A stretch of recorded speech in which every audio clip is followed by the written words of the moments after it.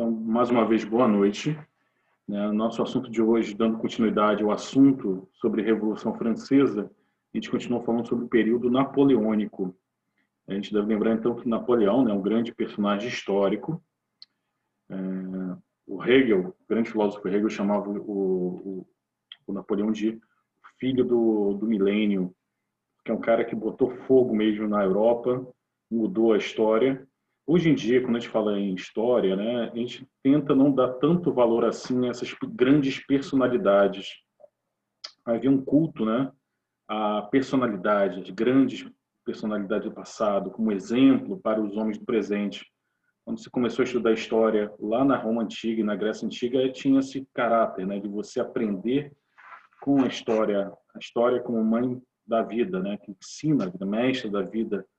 Mas hoje em dia a gente tenta não dar tanto valor assim ao personagem histórico, e sim entender as conjunturas sociais, econômicas, políticas da época.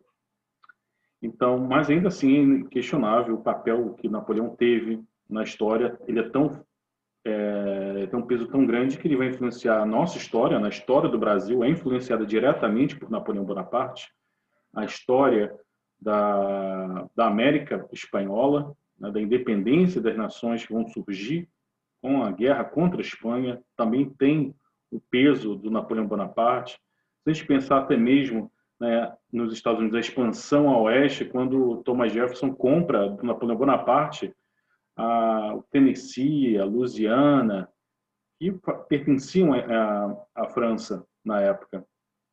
E até mesmo depois, quando Napoleão é derrotado, os ideais da Revolução Francesa são levados por ele para toda a Europa. Ele vai destruindo os absolutismos monárquicos que haviam ainda na Europa. Então, ele é um personagem muito complexo, porque ele não é apenas um déspota aqui, ambicioso, que tentou conquistar toda a Europa. Ele é mais do que isso. Ele é realmente um político que foi extremamente ambicioso, manipulador, autoritário, muitas das vezes racista também, tanto é que alguns pensam até em transformá-lo quase num Hitler do século XIX. Ele foi o antecessor do que o Hitler fez no século XX, tanto é que ele teve o mesmo fim, né? Perdeu para os russos. Então, logo após que ele dá o golpe do 18 Brumário, né, a gente deve lembrar, ainda na Revolução Francesa, que ele foi um jovem general que, no período do Diretório, né, naquele período que a burguesia, a alta burguesia, os girondinos tentam meio que contornar a situação, né, botar ordem na França. A França estava um caos pela política terrorista dos jacobinos. Deve lembrar que os jacobinos começaram a perseguir inimigos políticos, decapitar todo mundo na guilhotina. E aí, então, com a reação termidoriana, os girondinos dão um golpe de Estado, tiram os jacobinos do poder e instituem o chamado Diretório, onde 5 diretores governariam, então, a França. Só que a França tinha problemas internos, muita instabilidade política interna. Deve lembrar do Babeuf, que tentou dar também fazer uma revolução dentro da própria Revolução Francesa, ampliar ainda mais a participação política dos mais pobres, das classes mais baixas. E tinha, claro, os inimigos da Revolução que viviam fora, né, que estavam fora da França, a Áustria, a Prússia, que temiam que a Revolução se espalhasse por seus países. E aí se destaca o jovem general Corso, com 26 anos, ele membro da baixa nobreza da Córcega, que na época pertencia à França, hoje é da Itália. O Corso Napoleão Bonaparte, então, ele fica do lado dos jacobinos e se destaca pela o seu grande talento como estrategista. Ele, quando estudou na França, nas academias de guerra, ele começou, então, a dar muito valor à artilharia, ou seja, a utilização de canhões. E durante a Revolução Francesa ele pôde utilizar esse conhecimento dele porque o exército francês, faminto, mal treinado, né, nem tinha treinamento militar, mal armado, mal equipado, ia enfrentar exércitos maiores, melhores equipados, melhor treinados, exércitos profissionais de verdade, como era o caso da Prússia, da Áustria. E aí, então, como é que ele faria então para vencer? Ele tinha uma técnica assim, ele pensava, ele deixava os soldados dele meio largadões, né? Eu imagino que os caras tinham que caminhar longas distâncias marchando, então ele pensava, não, vamos levar pouca coisa, nada de levar a casa nas costas, pouco equipamento.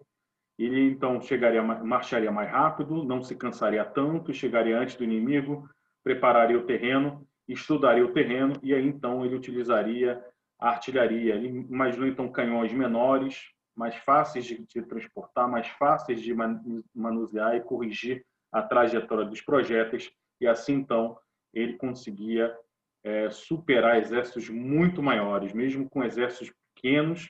Ele conseguia vencer exércitos profissionais muito maiores utilizando então essas táticas. E então ele volta para a França como um grande herói. Ele sempre é recebido pelo povo, ele é muito carismático, muito um político muito hábil também. E então a burguesia vê ele como um cara que pode botar ordem na França. Então ele dá o golpe do 18 de Brumário, lembrando que Brumário é o mês, que corresponde mais ou menos a novembro, né, já chegando no inverno da França. Ele dá um golpe e aí acaba a Revolução, né? A Revolução acaba ali. Ele institui então o consulado, ele mais um membro da igreja, o Sieyès, e um outro general, o Roger Ducos. Então eles governariam a França com mais ou menos como na Roma antiga, o Júlio César, o Crasso e o Pompeu governaram a República Romana, né? Fizeram um triunvirato. Então ele imaginou um triunvirato também. Só que ele começa a se destacar, começa a concentrar mais poder nas próprias mãos, ele vira um verdadeiro ditador. Os outros vão perdendo então importância política, mas ele consegue então vencer os inimigos na segunda coligação antifrancesa, essa união dos países absolutistas, garantir uma estabilidade política interna. E no campo da economia, que isso que é interessante para a burguesia, porque a burguesia ela quer um ambiente propício para o crescimento dos negócios. Ela então fez toda a Revolução Francesa para isso. Então ele cria o Banco da França, cria a moeda francesa, né, o franco. Então ele faz um acordo com a igreja, né? A igreja estava muito mal devido à Revolução Francesa, as relações entre a igreja romana e a França estavam muito combalidas. Ele faz uma concordata, mas a grande contribuição dele, e até mesmo pelo qual ele queria ser lembrado, né? Ele falava isso com os generais dele, as pessoas próximas, ele falava: meu sonho é ser lembrado como o cara que botou ordem nas leis, criou o Código Civil. E aí então ele cria em 1804 o Código Civil Napoleônico, muito influenciado pelas leis romanas. Então, inspirado no direito romano, ele garante então o direito à propriedade, igualdade jurídica, liberdade, e influenciou o nosso sistema também de leis. O nosso Código Civil é fortemente inspirado no Código Civil napoleônico. E conforme o Napoleão foi invadindo outros países, combatendo esses inimigos da Revolução, ele foi levando os ideais da Revolução Francesa, foi destronando esses reis absolutistas e impondo o Código Civil a eles também. Então, outra grande herança do Napoleão Bonaparte é a educação pública, educação obrigatória. Então, a partir do Napoleão Bonaparte, na França e depois para o resto da Europa e para o resto do mundo, começou-se a ver então a educação das crianças e dos jovens como sendo uma obrigação do Estado. Isso então começa com Napoleão Bonaparte. Então ele fica tão poderoso, né? A popularidade dele cresce tanto na França que ele faz então um plebiscito e pergunta se para o povo francês se ele quer que o Napoleão seja o seu imperador. Obviamente o povo aclama ele como imperador. Isso é muito curioso, né? Já que a Revolução, fruto da Revolução, surgiu para destronar os reis, ele se torna então imperador da França. E esse então é a nova fase, Império de 1804 a 1815. Ele então garante bastante a estabilidade interna, garante a vitória dos ideais burgueses no Estado, mas ele restaura a aristocracia, principalmente os irmãos dele, os cunhados, né? A família dele, então, ele começa a colocar os membros da sua própria família em assentos estratégicos. O que é proibido por lei aqui no Brasil, ele fazia em larga escala. Tanto é que quando ele invade a Espanha, ele coloca o próprio irmão, José Bonaparte, como rei da Espanha. Então, o inimigo que ele não conseguia vencer, porque a estratégia dele fazia muito sentido em terra, né? Marchar rápido, avanço rápido, levar pouca coisa para não se cansar, para não se perder tempo, usar os canhões fazia muito sentido em terra, mas quando ele foi invadir o arquipélago britânico, a Inglaterra, que era o principal inimigo da França na época, então a esquadra francesa é pulverizada. Devemos lembrar que isso é uma coisa tradicional da Marinha, né, antiga, a Marinha da Idade Moderna, como da Idade Contemporânea, que a Marinha geralmente, os almirantes, né, os membros da Marinha pertenciam às altas esferas da nobreza, e essa nobreza foi totalmente, quase toda decapitada ou exilada durante a Revolução Francesa. Então, os novos almirantes, capitães e marujos da esquadra francesa eram todos marinheiros de primeira viagem, não tinham uma tradição, não tinham experiência de combate marítimo. Quando eles foram enfrentar, então, na batalha de... agora esqueci o nome da batalha, uma batalha muito importante na Inglaterra, que aí a esquadra francesa ela é destruída. Então, os ingleses, com uma experiência muito maior, conseguem Trafalgar. Tem até uma praça, né, em Londres, aliás, essa praça se chama Trafalgar, tem lá a estátua do grande almirante que venceu Napoleão, então. E aí, então, o Napoleão pensa numa outra estratégia. Como vencer a Inglaterra? Então, ele pensa, vamos vencer a Inglaterra no que é mais importante para ela, que é a economia. Vamos sufocar a economia britânica. Então, institui o chamado bloqueio continental em 1806, proibindo todos os países do continente europeu, né, os seus aliados, e aqueles que eram aliados contra sua própria vontade, né, que foram conquistados, de manter relações comerciais com a Inglaterra, o que se tornou, então, muito ruim. A princípio, deu certo, sufocou drasticamente a Inglaterra, mas depois não tinha como se garantir, né, porque não tinha como se sustentar essa política de bloqueio com a Inglaterra, porque toda a economia europeia estava dependente da manufatura, da rede de manufaturas da Inglaterra. Então, a França tinha manufatura, mas não era suficiente para garantir a oferta para uma demanda sempre crescente, né? A fome que havia de produtos manufaturados na Europa, e fora que alguns países, como por exemplo a Rússia, vendiam matéria-prima e trigo para os ingleses. Então, a economia russa dependia muito do comércio com os britânicos.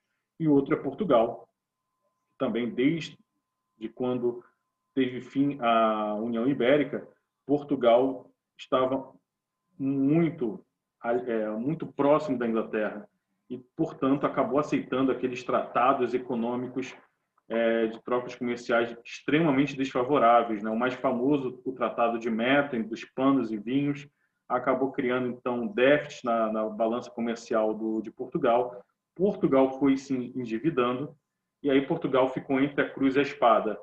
Se mantivesse relações comerciais ainda com a Inglaterra, fatalmente atrairia a fúria de Napoleão. Mas se permanecesse amiguinho de Napoleão, teria que pagar o que devia à Inglaterra.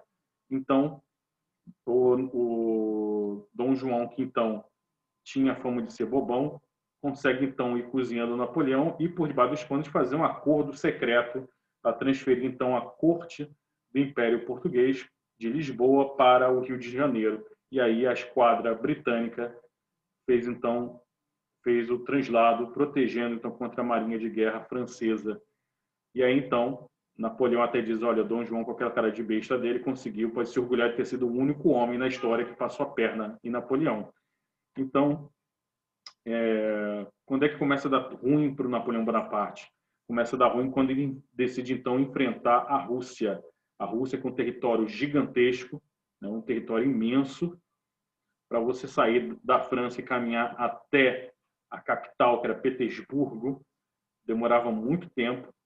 E aí, então, Napoleão, mesmo com toda aquela sua estratégia brilhante, um general extraordinário, quando ele invade a Rússia, tudo aquilo que ele aprendeu lutando contra todos os demais países deu errado.